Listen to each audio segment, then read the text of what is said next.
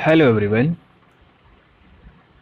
Causes of extinction और depletion of the flora and fauna discussion चल रहा है ये टॉपिक, जिसमें हमने आपको दो रीजंस ऐसे बताए थे जिसके थ्रू ये जो वाइल्ड लाइफ है या फिर नेचुरल वेजिटेशन है इनको बहुत ज़्यादा ह्रास हो रहा है। उसमें फर्स्ट रीज़न ये था, कौन सा? Loss of habitat. सेकंड ये था introduction of the new species. इन दोनों के बारे में हमने डिस्कशन कर लिया था। इसके पीछे थर्ड रीज़न ये होता है कंपटीशन। कंपटीशन मीन्स, देखिए, किसी भी जब आप बायोस्फीयर में आप जाते हैं, किसी भी इकोसिस्टम में आप जाते हैं, तो वहाँ पे बहुत सारे स्पीसीज होती हैं। बहुत सारे स्पीसीज प्लांट के भी हैं, एनिमल्स के भी हैं। तो उनमें इस बात की होड़ लगी रहती है, कंपटीशन लगी रहती है कि कौन जो है एक दूसरे पे उसको हरा करके वहाँ एग्जिस्ट करेगा। सिंपल सा बात है, हैबिटेट है। हैबिटेट में अगर 10 टाइप्स के एनिमल्स है तो उनमें कंपटीशन लगी रहती है कि लास्ट में कौन वहाँ टिकेगा। जैसे कि बहुत सारे ऐसे प्लांट्स होंगे, बहुत सारे ऐसे एनिमल्स होंगे जो वहाँ के क्लाइमेट को अडॉप्ट नहीं कर पाएंगे, जो वहाँ के सॉइल, वहाँ की वाटर फैसिलिटी या फिर वहाँ का टेम्परेचर, वहाँ के प्रेशर को अडॉप्ट नहीं कर पाएंगे। तो जो भी वहाँ पे भी स्पीसीज होंगी, अगर वो क्लाइमेट के साथ एडॉप्टेशन की प्रक्रिया नहीं कर पाएंगी तो सिंपल सा मतलब कि वो क्या हो जाएंगी, एक्सटिंक्ट हो जाती हैं। तो इसी को कहा जाता है कंपटीशन। एक दो यहाँ पे सपोज करिए प्लांट स्पीसीज थी, एक प्लांट स्पीसीज जितना भी एडवर्स कंडीशन आया वो सर्वाइव कर गया उसमें। दूसरा प्लांट कह रहा कि अरे नहीं नहीं, हमें ज़्यादा धूप लग रही है, हमें ज़्यादा टेम्परेचर लग रहा है, ज़्यादा रेनफॉल हो रही है, हम नहीं रहेंगे, हम नहीं रहेंगे, उसका तो एक्सटिंक्शन होना ही है। तो यहाँ कंपटीशन लगा सर्वाइव करने का। हिस्ट्री में 9th में जब हम जर्मन वाला चैप्टर कर रहे थे, हिटलर के बारे में पढ़ रहे थे, तो वहाँ एक कॉन्सेप्ट आया था, फिटेस्ट विल बी सर्वाइवल। किसने दिया था, बताइए ज़रा नाम उनका।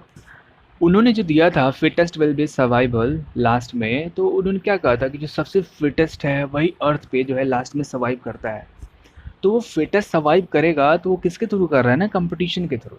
मीन्स जो भी रिवोल्यूशनरी इवोल्यूशनरी प्रोसेस होती हैं, जैसे हमने पढ़े होंगे कि अर्थ पे पहले डायनासोरस हुआ करते थे, कि आज वो डायनासोरस दिखते हैं। बहुत सारी वाइल्ड लाइफ में बहुत सारी प्लांट स्पीसीज हमको देखने को मिलती थी पहले, जो आज एक तरीके से धरती से एक तरीके से डिसअपियर्ड हो चुकी हैं। क्यों? क्योंकि हमारी जो अर्थ है बहुत सारे जियोलॉजिकल प्रोसेस होके गुजरी है अलग अलग टाइम में। तो बहुत सारे जियोलॉजिकल प्रोसेस से जब गुजरी तो वहाँ पे क्या बढ़ा, जो भी प्लांट स्पीसीज थे या फिर एनिमल स्पीसीज थी उनके अंदर में बढ़ा कंपटीशन। और ये कंपटीशन 1 दिन 2 दिन 3 दिन 4 दिन तक नहीं चला, हज़ारों सालों तक चलता है। और हज़ारों साल यानी लॉन्ग पीरियड का जो टाइम होता है उसमें प्लांट्स, एनिमल्स या जो भी चीज़ें होती हैं वो हो सकता है कि सिंपल सा बात कि वो अडॉप्ट ही नहीं कर पाए।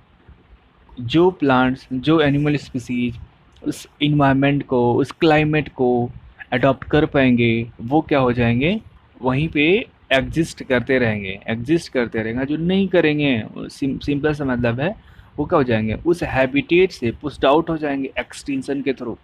तो ये होता है किस में, कंपटीशन में। मीन्स कि आप इसको अपनी लाइफ में भी इम्प्लीमेंट कर सकते हैं। आप क्लास में अगर बने हैं, 10 बच्चे हैं सपोज करिए, और कुछ लोग बहुत ज़्यादा पढ़ाई कर रहे हैं, कुछ लोग बिल्कुल नहीं करेंगे।